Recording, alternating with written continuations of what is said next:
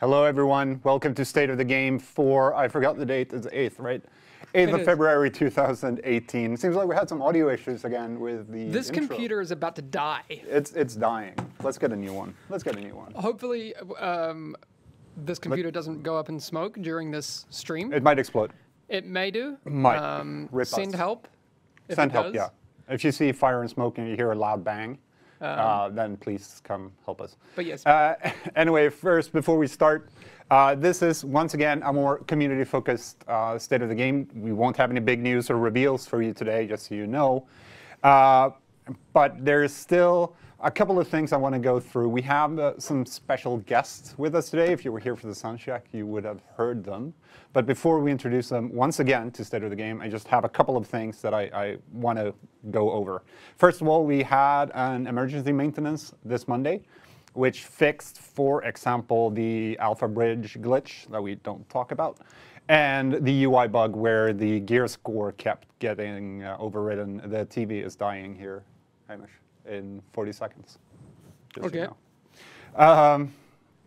People were wondering about the size of the update, that it seemed too big for those two fixes. Remember that even though the fixes might be small, there might be things that need to be overridden in the code in general. So sometimes an update is bigger than it looks. We're trying to fix the TV here. It's dying in 20 seconds. Won't see you anymore, chat. And but also, yes, you guys know, there were no other changes. I've seen people talk about that the drop rates increased for classifieds. We didn't do any change. You've just been very, very lucky. And also, no, we did not buff the enemies. That is something we see after every patch that we do. But no, we did not touch anything else than those things, just so you know. Now the laptop is behaving weird, and our dear friends at Redstorm just disappeared from my screen. I'm not sure if it's Tim over there that's doing something funny or not. That also, just to add to the fact that we don't have any big reveals or anything today. Now, sadly, that means that we don't have an update on the Xbox One X patch either, but I hope to have that to you as soon as possible. I'd also just like to make one thing clear. There's been a lot of discussions about the Cronus Max lately. I just want to say, and want you guys to know that no, we're not ignoring the issue. We know that it is an issue, but I want you also to understand that it's a very, very complicated one, and that it includes other people than just us. So we're looking at it. We know it's an issue, but yeah, right now there's not really anything that we can say about it. There's also been a couple of emails shared for like invites to workshop or /study. That's a pure marketing study. Those are done on a regular basis at most companies. And it's a marketing thing, not a production thing. And so we don't have anything to do with that. It's not a mini ETF or anything like that. It's just a regular marketing thing. We also got a question about stats of Yannick last week, that we didn't share the full how many people actually completed all the ambush accommodations. To be honest, that was a mess up on our side. The tracking didn't really work. The original number that we shared the week before was actually wrong. So that's why we didn't share it. We don't have those numbers. We're very sorry. We should have said that before, but oops. Yes, with that said, we are having some technical issues on this computer right now because I can't see the guys at Redstorm at all. Yeah, it's actually on their side. They're not sharing their video feed, so if you could, maybe, ooh. no. Perfect timing. Oh, there we go. They're just calling back. They're calling back. Future technology. Here we are. Can we see them now? I need to turn off my video camera. Can we switch to, there we go. Hi, Terry. Hi, Keith. You're obviously doing well. Hey, guys. Hi, are we here? Are we on? You're on. You're on. You're actually on the stream right now. Sweet. Glad to have you back. Hello. So, nice to hear you, darling. Just in case. Nothing like a little technical difficulties. it's the best. Just for the people who are new, we've had a lot of new players coming in, so hopefully we'll have a lot of new viewers to State of the Game as well. Can you just introduce yourselves real quick? Who are you? Sure. Keith, please. I'm Keith Evans. I'm the lead designer on the division here at Redstorm. I'm Terry Spear, the creative director here on the division at Redstorm. All right. Awesome. Nice to meet you. Who are you? Me or they? You. I don't know. I hardly know myself. Hopefully there's been a name tag for me, so hopefully people know by now. Everybody knows you better. You're famous. Everybody, Come sure. on, everyone knows Is this Petter. Is this Swedish? Overlord Petter. Yeah, sure. Yeah. Okay, let's move on. Before you guys are here, we're going to talk a bit about Rogue 2.0 and how that's been since the release of update 1.8. But before we get started into that, and there's the mug. There's the mug. Oh. Thank you. Hi. I was thirsty. Yeah. You were Obviously, talking. you're a very thirsty man. Yeah. We got one question from chat yesterday during Yannick's stream, his gameplay stream. And it turns out that the answer to this one is actually kind of interesting. Okay. The technical issues weren't as bad as I thought. Why, and this was asked by, I think by SHD Umbra, why is the Big Alejandro called the Big Alejandro? Oh, that is a great question, actually. Well, I think we should start with Ryan. Yeah. Yeah, go ahead. So, I mean, Ryan Leapshire, the programmer who did a lot of the exotic talents, it was kind of his idea. He kind of pitched it, and we all just kind of fell in love with it, and it really never changed after that point. But he pitched it hard. He had a lot of reasons why it should be called this. Yeah, and they're great reasons. I mean, honestly, they got Alex. Everyone knows they got Alex. It's So many people are named Alex. yeah, and so many people in Manhattan are Alex.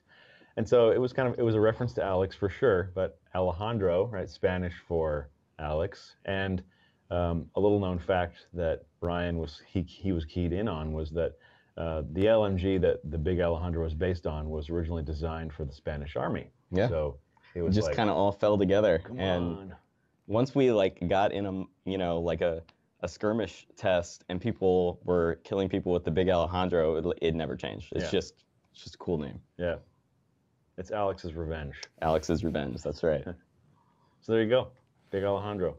There we go. I actually had no idea that Alex was involved whatsoever. I thought it only had to do with the Spanish design of the gun. So that was actually No, it's all about Alex, you know? everything They're like- about Alex. When does Dylan get his own gun, though? That's a big Yeah, question. and Dylan, he's not going to get a gun. No, Right? Dylan. Ramos might. We'll do something for Ramos. Right. The bull. Oh, there you go. Ramos. I hear you, Hamish.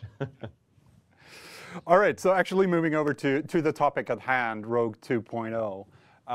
It was introduced in update 1.8 back in December. That's 2 months ago now.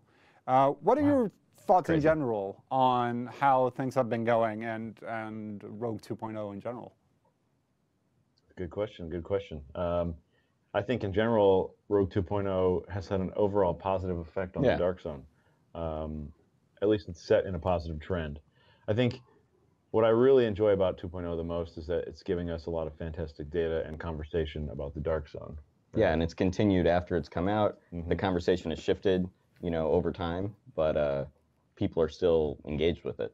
Yeah, it's remained an engaged topic. I get a lot of people that to talk to me about how they were hesitant about the changes, and now they've adopted them and they really enjoy it, and it's created a different play loop for them. And then on the opposite side of the coin, just being honest, I've seen people who were supportive of the idea originally, but now they say they're not a fan of the implementation. So all those conversations, what they create for us is a positive trend, continued communication about the Dark Zone, and More data. more data. And that's what we love. That's right. Yeah, so I think it's been a very positive thing. Speaking of data, actually, and this is kind of semi-stats with Yannick territory. Last year, you guys actually had a discussion with Yannick, and we looked at some data from the game, and we're actually going to take a look at that chart again, or those charts again, but from the eyes of 2 months after the actual implementation of Rogue 2.0. So let's jump to the first one, which is the causes of player death over time. Yep. Oh, yes. So before 1.8, I'm going to have to lean in here. Please don't shift the camera to me. We're roughly at, what are we at? 20% deaths by NPCs. while the death by rogues was quite high. It was around 50%. Well, PvP death is really what we were focused on. It was accounting for 75 or 76% of total player deaths. Yeah, just either way, players killing rogues, rogues killing players, just that PvP engagement. And let's be clear, that's totally cool, right? The Dark Zone is yours to play with, but we're looking for a greater balance because it is a PvEVP zone, and the PvE was kind of being marginalized. And a lot of our data when we polled the community said that people wanted even more PvP or PvE engagement, right? So a little bit more of a balance, and that's what we're shooting for. Yeah. So that's what we had, yeah. Let's bring up the chart again, because it's interesting to see. Right after 1.8, we see NPC kills increase quite dramatically, while now it's actually slowly the rogue kills are going up again. Are the rogues learning? Oh yeah, I think so. I think there's been a period of adaptation. Absolutely.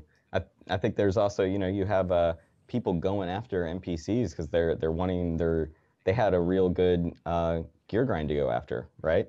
And now they're learning the rogue loop. They've got their new gear, and we're seeing more people shift back into PvP fun zone, which is awesome. Yeah, just being completely transparent, I would have loved to have seen a greater shift. Sure. A better balance struck between PvE and PvP. But the community does what it wants to do in the Dark Zone. That's the beauty of it. And so I'm happy that we saw a shift, that we saw player deaths, shift and kind of normalize for a bit. And it's cool to see the rogues learning and they're allowing themselves to change their patterns and participate in the rogue loop in ways that are more conducive to their success. So yeah, absolutely. Good. Right. Just to jump in real quickly, I see Yannick is actually in chat. Yannick, go back to work. Stop watching streams. Why did you fire Yannick, dude? During work hours. Go back to work. Yeah. Feels bad. We actually have one more chart. And before we pull this up, Hamish, I just want to say that on face value, it looks a lot more dramatic than it actually is, because it's actually a zoom in of a couple of percentage points. If you just look at it without actually looking at what percentage is covering, it looks a lot more dramatic than it is. But let's bring up the second one, which is actually DC engagement as a percentage of DIU, stands for daily active users.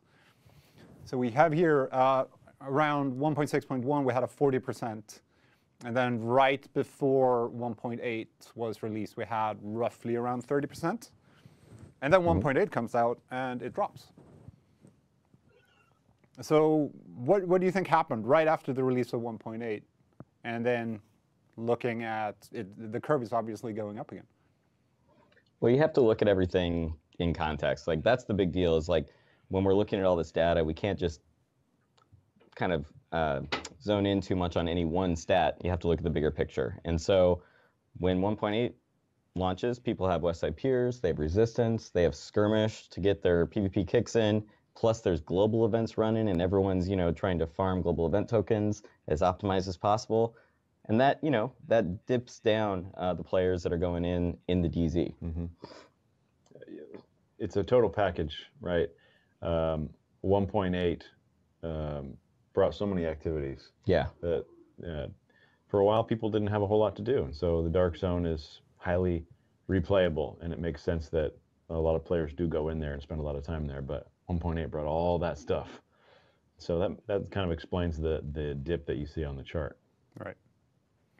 So what have your personal experiences been with the Dark Zone over the last 2 months?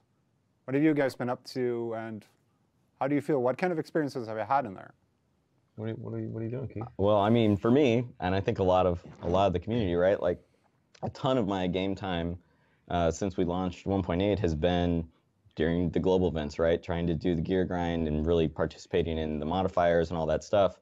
And what I found is I go to the Dark Zone a ton in the global event because it mixes up that gameplay too with just the kind of passive changes in there. Plus, it's a pretty good grind. You get the contamination event going, and you're chaining cleaner bosses, and they're all dropping pretty good amount of tokens. Plus, you have that added benefit of drop in the classifieds from the existing global events, and all of a sudden it's an awesome grind. And the cool thing is, because everyone's in there doing the global event, I've had some great just engagements with other players. You know, a lot of joint extractions that didn't end in PvP, and then occasionally that modifier comes in and just all of a sudden it's PvP for the next 30 minutes because someone pulled it that way. Yeah, that's cool. I think that really ties in well on that last chart you were showing, Petter, that, you know, the curve's going up at the end, and I think exactly what Keith said. It's players have done the PvE grind, the global events are over, and all the sets are out, and so players are going into the dark zone now more than ever for DTech, for the classified sets, and it's injecting a lot of life into it because players know it is a good grind. And it's the same reason why I think we see the PvP kills go back up. You have all these people that are now, you know, going back into the dark zone and exploring Rogue 2.0. Yeah, for sure. To answer your question, though, for me personally, I thought you were avoiding my question there. You didn't want to say how many people you killed in the DC. Well, no. Let's all the people. Yeah, no. All the people.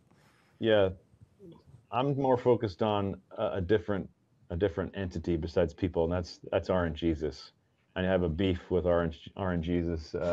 You've been unlucky. Yeah, people that watch the Friday streams with Ampy have heard me say this before. I've only completed one classified set, and that happened to be, well, I got Striker. I'm lucky I got Striker, but now that the sets are all out, I haven't had the drops that I need in the dark zone because I'm going in the dark zone for it, and so I got a beef with RNGesus. So if you see RNGesus, let him know I'm coming for him.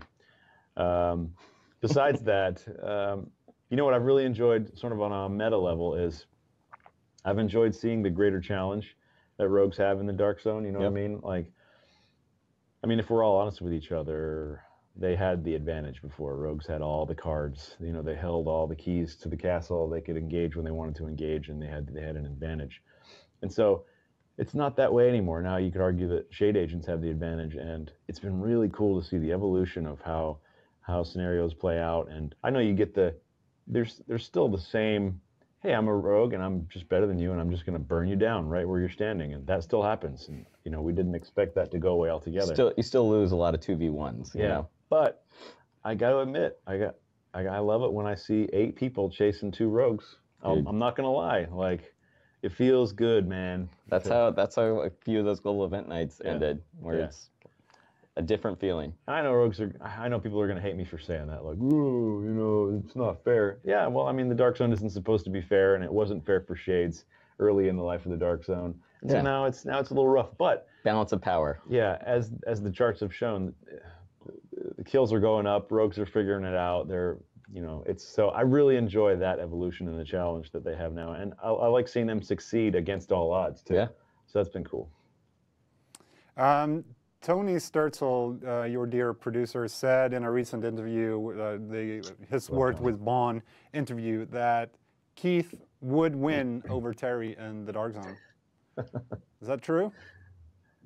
I mean, I'm not going to say anything. Yeah, let's be honest. It's true. I mean, if we break it down, right? Here's what's going to happen. Like, just play by play with me for a minute, if I may. Tell a story. Right? If Keith and I are about to face off in the Dark Zone, what's going to happen is I'm going to rip my shirt off, and I'm going to grab 2 guns and I'm going to light them on fire. They're going to be LMGs, and I'm just going to go in blazing, right? Like hell hath no fury. And it's going to be impressive. Believe me, you'd love to see that part of it. But what's going to happen is Keith's smarter. Keith's a lot smarter than me. I don't know. Like if I'm the frothing berserker that goes into combat without clothes, Keith's the one. He's got all the tactical gear and the plate armor, and he's got a shield, and he's going to deflect all of that rage, and I'm just going to fire at him impotently. I'll get the one final bullet off, but I'll finish with no med kits, all my skills are on cooldown, and the next person who comes around the corner kills both of us. Yeah, that's it. So we'll be fighting, and Keith will kill me, and then someone else that's better than us will just clean it all up. And that's pretty much, when we play test in the studio, we think we're doing pretty good, and then everyone else on the team is better than us. So yeah, I guess that's probably true. Yeah, it is. If you wanted to break it down 1v1, I think Keith officially has a better KD. Against the 2 of us, I think Keith's won more battles because that noggin, boy. The Division's a cerebral game. It's not just a shooter. It is. And I tend to, yeah, I'll forget that sometimes. Red. I see red. The rage hits. The Wolverine Berserk mode hits. Yeah. So there you go. That's what I think would happen. That was All a right. nice little question. Thank you very much, guys, for coming here. It's always a pleasure to have you. And I hope to see you guys soon again. Yeah, thank you. absolutely. Thank you very man. much for Anytime, sharing all man. We love hanging out. the charts and the data and everything. It's really cool to see. Good to be All here. right. I'm not going to do that. It's going to be super awkward. I'm sorry. I take that back. Never doing that again. You can pull it off, Keith. Keith can do it. Okay. All right. Thank you very much, guys. All right. Later. I did this. That felt weird. That felt incredibly rude as well. I'm sorry. I'm so sorry. Actually, I'm going to comment on one thing that I've seen going on in chat, and when Terry talked about RNGesus as well. Remember that we mentioned on State of the Game that we are looking at the drop rates, that currently, the way it looks, the drop rate has increased quite dramatically for classified drops in certain locations, stuff we're testing right now. But also remember, and it seemed to kind of disappear in the discussion, was that we're also looking at other ways of acquiring classified gear. Drop rates is not the be-all and end-all of classified acquisition. I'm just saying. But we'll update you as soon as we have more solid information about that. Hamish is now walking over. Okay, never mind. But I kind of need you. Yeah, I know, but I'm just going to turn this off. Because we can hang up. Because the Redstorm guys think that they are still needed. Okay, sorry, they can go now. Thank you again for coming. But we'll have more information about the everything drop rates and stuff like that in the relatively near future, hopefully. Before, I want to show you a couple of community things before we leave, but I think I'm going to reiterate a couple of things that I talked about in the beginning in case you weren't here at the start of the stream. First of all, there was an emergency maintenance on Monday. We fixed a certain glitch with Alpha Bridge and the annoying UI bug where the gear score would reset. Sadly, no news on the Xbox One X patch yet. We'll hopefully have that to you soon. The Cronus Max issue, I want you to know that we're not ignoring it, that we're looking into it, but that is a very complicated situation, and it does not only involve us. So please be patient about that. There have been a couple of invites, a couple of emails going around with invites to a marketing study. I just want to point out that those kind of studies are done on a regular basis. It's not a production thing, it's a marketing thing, and we're not involved in those. So it's not a mini ATF that I saw it called or anything like that. It's just a marketing thing. The GE ambush accommodations that we didn't share last week, that was because of a tracking issue we had. So rip us, I guess. All right, let's move on. I just have a couple of community things to share with you. The first one is, are you ready? I'm ready. Hamish is ready. This Division Neon design created by RRV Design. Hopefully the mods have received the links to this stuff. I really like this one. Do we have the links? I don't know if we have the links or not. But yes, I really like this one by RRV Design.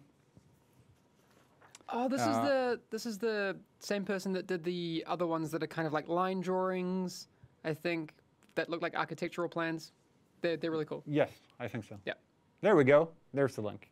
So check that out. Check out RRV's designs in general. It's really cool. So the next thing, you don't have to share it yet. I just want to give some form of background because I managed to screw up quite badly. So we had a discussion during one of my game streams. So other games, fashion is the most important thing in an online game. You have to look cool, right? So in other games, they have cool terms for it, like Fashion Souls or Fashion Frame or whatever. But we don't really have that in The Division. And I tried to get chat to come up with ideas. And I got some really good ones, including Agent Apparel and Agent Attire.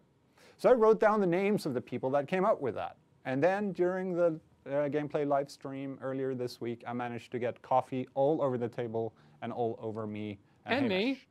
You know that's the reason I'm Yes. wearing track pants today. Is it? I ran out of clean pants. Oh, I washed mine off, but I still think I can smell the coffee from It's them. your fault. Yeah, I know, it's my fault. And all over the Post-it notes that had the names. So yeah, please contact me if that was you who came up with Agent Attire and Agent Apparel. I'm really sorry. But yeah, if you have any other ideas, please share them with me, because I really want something catchy like Fashion Souls. But one thing that came up though was Alex Kushner's idea for a store called Agents Gone Vogue. And Cheshire Cat, who's been on State of the Game, her stuff been shared on State of the Game before, actually made a couple of images what such a store could look like. So Agents Gone Vogue. It's beautiful. And if you're anything like me, then yeah, it's looking cool is the most important part. We have another picture of what it looks like inside as well.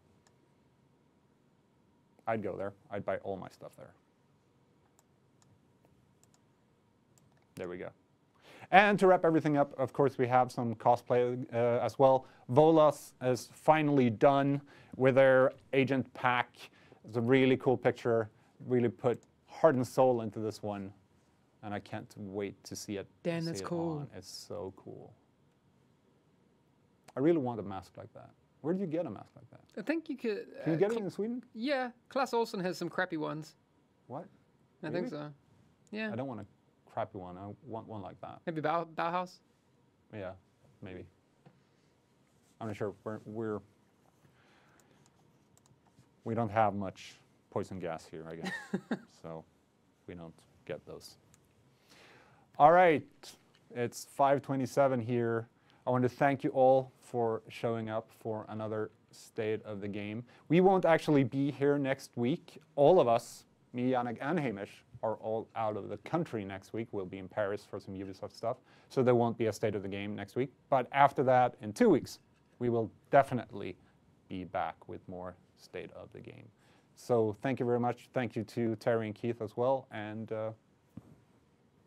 we'll see you soon.